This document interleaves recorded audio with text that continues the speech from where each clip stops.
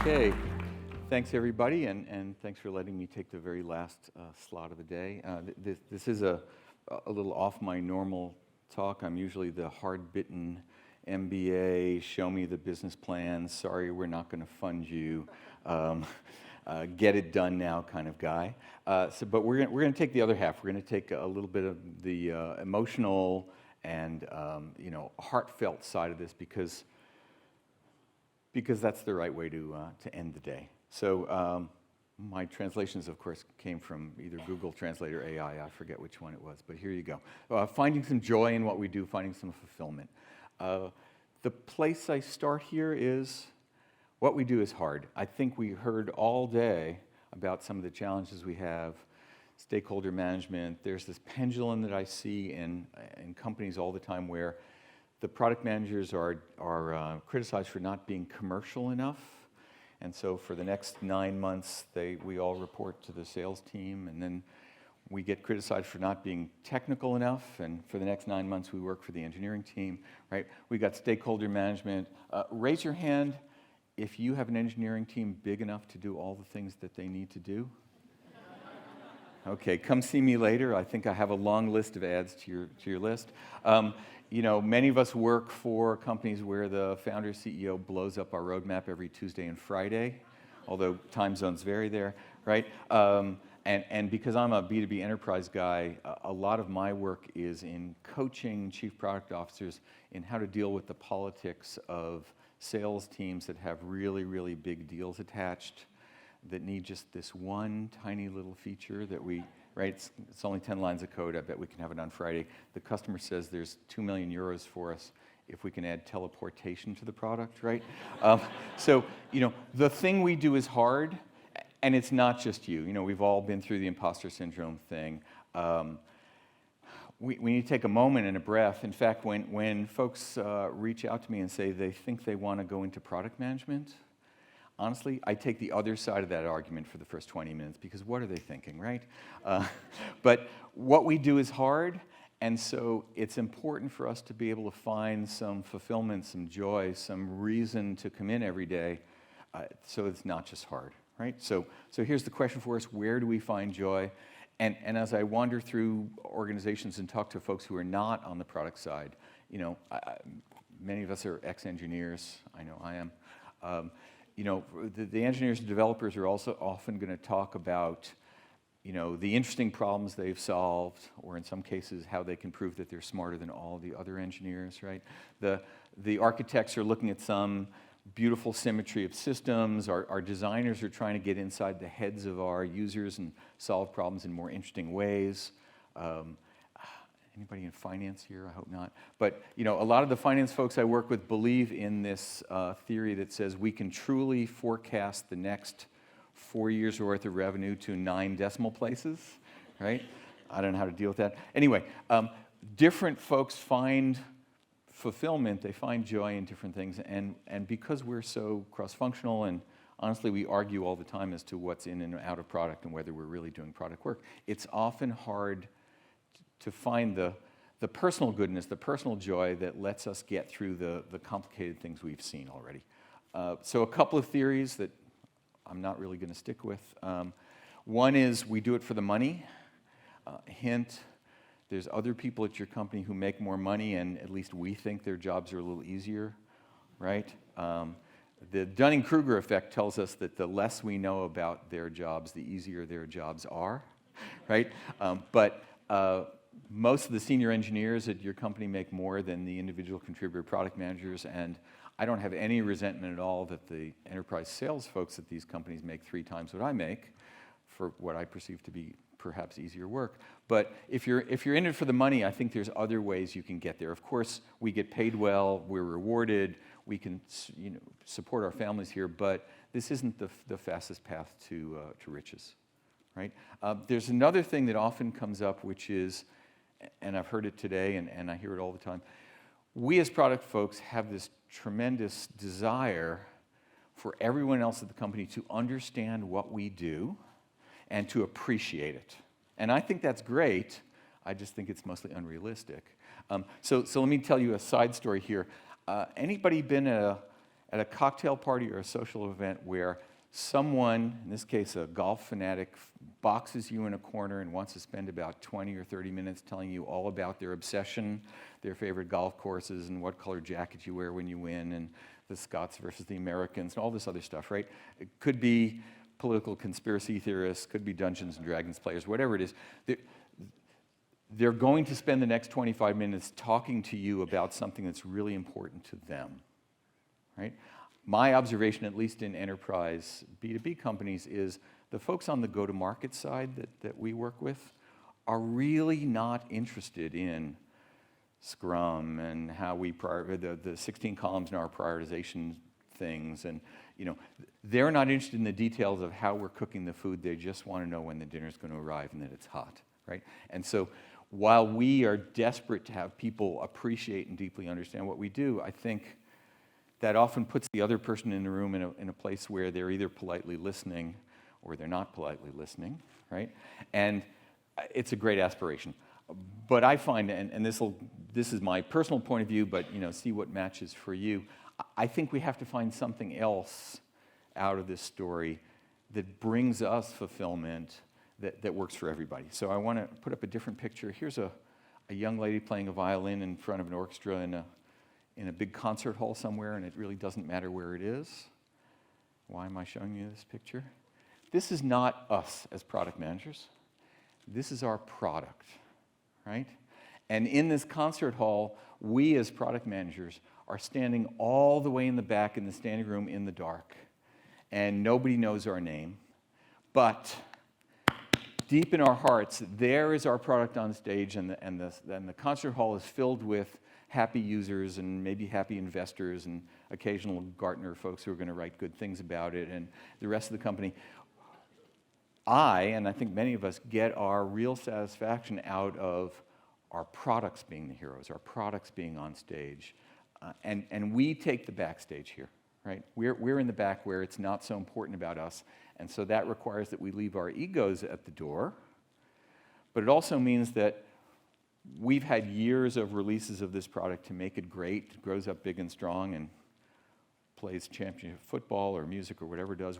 We have, with our teams, created something that's really wonderful, right? By the way, the rest of your team may not be philosophically at the back of that concert hall, so it falls on us to make sure that all of the people who did really, really good work, and I'm thinking Becky's talk this morning and Mark Ann, who were repeatedly reminding us that there's a lot of people working on this all the way across the organization. We become the champions, the merchandisers, the talkers about how wonderful our product is, right? We're writing the product reviews so that everybody who works on our thing is proud of the work we've done, even though our users probably never meet us, don't know about us, right? The internal satisfaction of having done something that the world wants, right? At least for me, that's the first step here. And we love our products the way we love our children, if we have any. I put up a blog post in 2002 called How Product Management is Like Raising Children, Being a Parent. Still kind of holds there. By the way, the takeaway was you're not a product manager until you've gotten poop on your hands and laughed about it, right? But, I want us to love our products the way we love our children, and by implication, we're going to love the target users who we had in mind the way we love our products and our children, right? So that's a chance to get internal satisfaction, not for me, for my ego, but for the great work that my team and I did and that the world's celebrating and using. Good. But we know that this young lady, she's probably 9 in this photo. Okay, so we're 9 releases into this product, right? Let's go back a stage, right? Let's talk about your 1.0 product. I don't know about you, but almost all of the 1.0 products I've shipped weren't very good. Anybody who's as old as me remembers that Microsoft taught us that no product really works very well until it gets to version 3.1, right? We as product managers have to do an awful lot of parenting here, right? The organization didn't see the early revenue, and so they want to cancel. Somebody wants to borrow our team for something else, right? We're going to get very protective and defensive of our team in our product because we want it to grow up to be big and strong someday, but version 1's not it yet, right? So we're going to be protecting and defending the team and the early versions and talking and marketing about how good it's going to be 8 releases from now.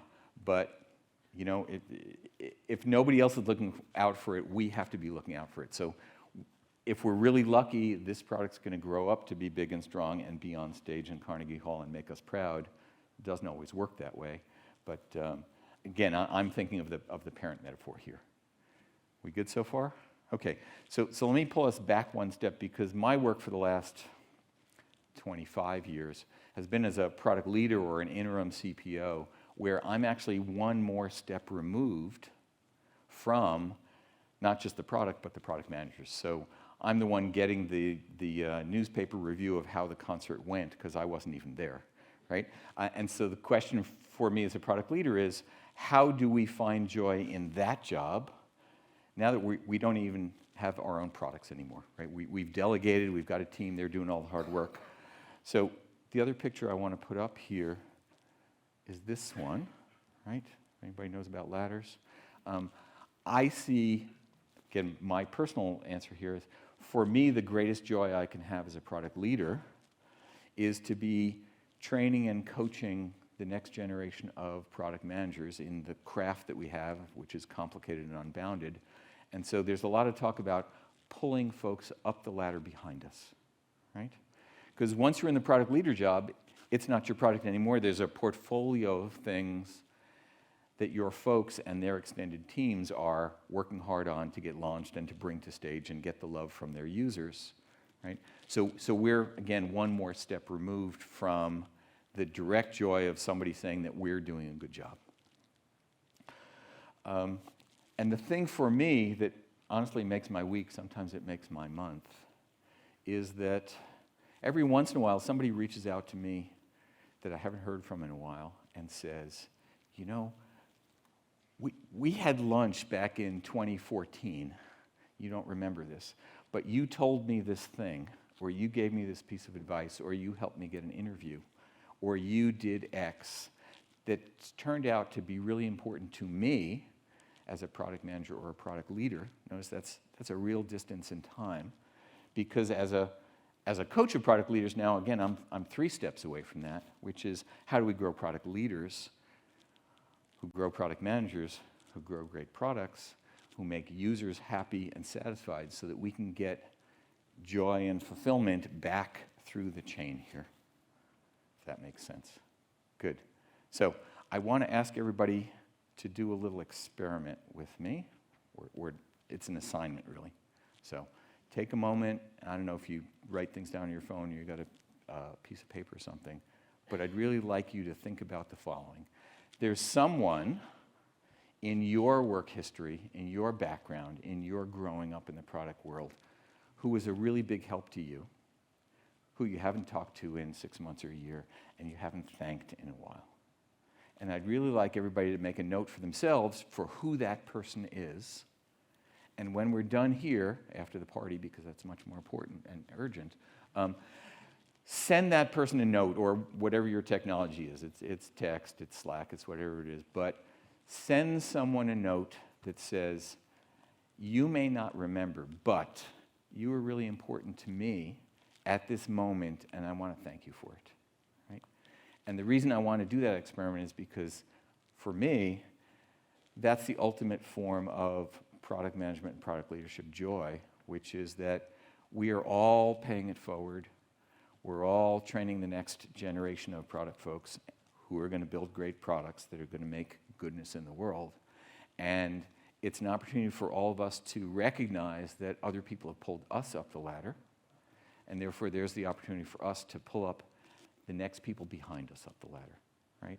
And gosh, the thing we do is so hard and so unbounded, and we're all, wrestling with procrastination, as we heard, right? We're all under stress, as we heard.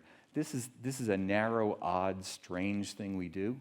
Most of your companies, product managers represent probably 2% of all the employees, which means there's a lot of other things one can do at that company that might have a different profile to them. So, if we're hanging our egos on the door because we want to be famous, well, there's a chance for that, but pretty low.